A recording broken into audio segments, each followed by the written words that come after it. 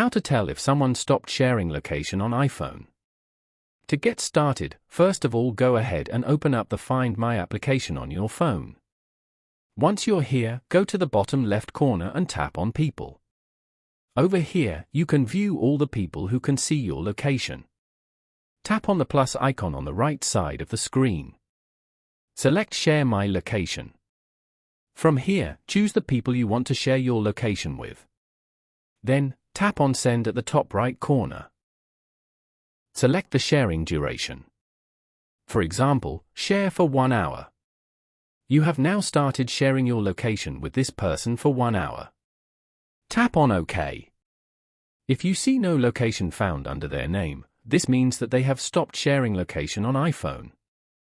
Following these steps, you can easily tell if someone stopped sharing location on iPhone. Thank you for watching. Please leave a like if this tutorial helped you, or leave a comment below if you have any questions related to the video.